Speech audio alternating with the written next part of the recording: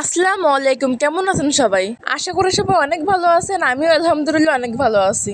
ফুচকা বাইরে কিনে না খেয়ে বাড়িতে বসে বানিয়ে খাওয়ার মজাই কিন্তু আলাদা, তাই না? বাসায় আমি আর আমার বড় আপু দুজনেই অসুস্থ, তাই আমাদের দুজনেরই কিন্তু বাইরের খাবার খাওয়া টোটালি বন্ধ। আর আমার কিন্তু বাসায় বসে ফুচকা খাইতে অনেক ইচ্ছা করতেছিল, তাই আমি ভাবলাম যে দোকান থেকে ফুচকা কিনে এনে বাসায় বানিয়ে খাই। তাই আমি দেরি না করে ফুচকা বানাতে বসে পড়লাম। ফার্স্টে আমি ফুচকা বানানোর জন্য ফুচকাগুলোকে ভেজে নিচ্ছিলাম, তারপরে আমি আলুটাকে সেদ্ধ করে নিচ্ছিলাম। আর এখানে কিন্তু আমি অনেকগুলো আলু সেদ্ধ করতেছিলাম, এতগুলো আলু আমার ফুচকা খাওয়ার জন্য লাগবে না। এদিকে কিন্তু ফুচকা ভাজা আমার প্রায় শেষের পথে।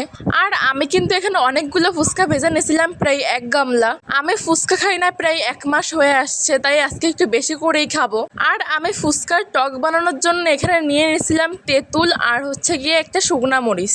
এখন আমি একটা বাটির ভিতরে লবণ আর শুকনা মরিচ মাখিয়ে নিচ্ছিলাম। ফুচকা খাওয়ার সময় টক না হলে কিন্তু ফুচকাতে একটা টেস্ট আসে না। এখন আমি হালকা একটু পানি দিয়ে তেঁতুলটাকে মাখিয়ে নিব।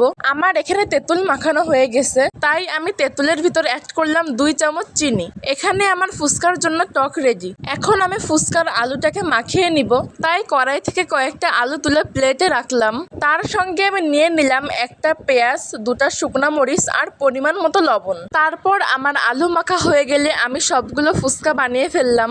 আর এই যে তৈরি হয়ে গেছে ফুচকা। আমার তো ফুচকাটা দেখেই লোভ লাগতেছিল।